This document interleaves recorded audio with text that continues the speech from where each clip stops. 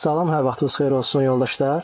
Bugün sizinlə Dövlət İmtahan Mərkəzinə düşən 5 ballıq suallardan gəlirlər mövzusuna toxunacağıq. 5 ballıq məsələlərdən birinə nümunə üçün baxaq. X firması öz müştərisinə 01.04.2003-cü il tarixində proqram quraşdırılması ilə bağlı xidmət göstərdi. Müqavilə qiyməti 15.000 əzəyin təşkil edir. Müqavilənin tərkibində göstərilib ki, X şirkəti bu proqramla bərabər 2 illik servis xidməti də göstərəcək. Şirkət bu proqramı ayrılıqda 14.000 AZN məbləğinə satır, lakin servis xidmətini ayrı qiymətdə öz müştərilərinə təklif etmir. Bazarda sözügedən servis xidmətini göstərən müəssisələr maya dəyərinə 25% ticarət əlavəsi gələrək satır. Müəssisə 1 illik xidmətin maya dəyərinin 2400 AZN olduğunu müəyyən edib. Sual: 31 dekabr 2003-cü il bitən hesabat dövrü üçün şirkət proqramının quraşdırılmasında nə qədər gəlir əldə edib? Həmin hesabat dövründə xidmətin göstərilməsindən nə qədər gəlir əldə edib və eyni zamanda həmin hesabat dövründə gələcək dövrün gəlirinin qalıq məbləği nə qədər olacaq? Gəlin əvvəlcə biz baxaq. Şirkət bu proqramı ayrılıqda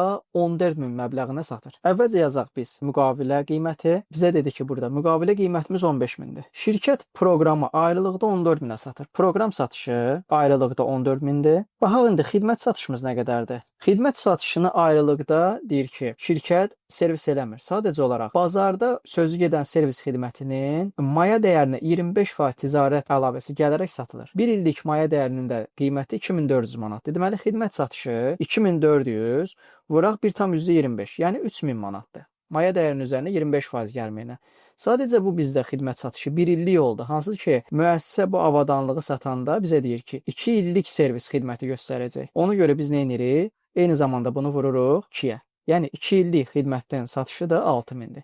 Deməli, ümumi bizim proqram satışımız 14.000, xidmət satışımız 6.000. Cəmi olmalı idi 20.000 manat. Ancaq bizim müqavilə dəyərimiz 15.000 manatdır. İndi biz bilməliyik ki, proqram satışından nə qədər gəlirimiz var və xidmət satışından nə qədər gəlirimiz var. Bunu bilməyimiz üçün biz proqramın və xidmətin proporsiya faizini tapmalıyıq. Proqram satışını yazıram proporsiya faizi və xidmət satışının proporsiya faizi. Proqram satışının proporsiya faizini necə hesablayırıq? Cəmi 20.000-dir bizdə. 14.000-i bölürük 20.000-ə, 70%. Deməli, proqram satışının proporsiya faizi oldu 70%. Demək ki, 30% də xidmət satışıdır. Yəni 6.000-i də böləndə 20.000-ə 30%. 30% də bizim oldu xidmət satışının proporsiya faizi. Baxaq indi, proqram satışından gəlirimiz oldu.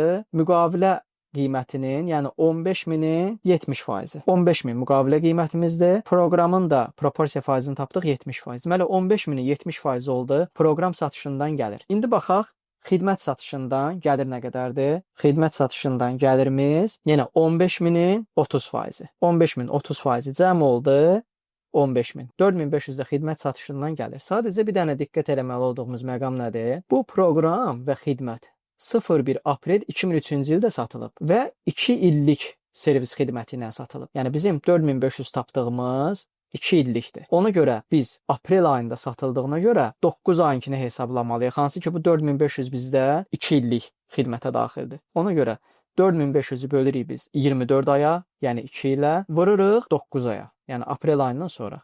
Çünki bizdə il sonuna istəyir. 1687 manat 50 qəpik. Xidmət satışından gəlirimiz oldu 1687 manat 50 qəpik. Və bizdə deyir ki, gələcək dövrün gəlirinin qalıq məbləği nə qədərdir? Yazırıq, gələcək dövrün gəlirinin qalıq məbləği. Deməli, biz tapmışdıq xidmət satışının proporsiya faizi 30%-dir. Düzdür? 15.000-in 30%-ni tapmışdıq. Xidmət satışından gəlir 4500 və bundan da biz çıxırıq hansı ki, xidmət satışından gəlirimizi 1687 manat 50 qəpik. Xidmət satışından gəliri çıxanda gələcək dövrün qalıq məbləği verir bizə 2812 manat 50 qəpik. Deməli, baxırıq ümumi bu cəmi məbləğimiz bizə verir 15.000, hansı ki, müqavilə qiymətini verir bizə. Sizi ilə 5 ballıq məsələyə baxdıq, gəlirlər mövzusuna. Məsələ ilə bağlı, ümumiyyətlə, imtahanla bağlı hər hansı bir sualınız, şərhiniz olarsa, şərh bölməsinə yazmağı unutmayın və kanalımıza abunə olun. Sağ olun.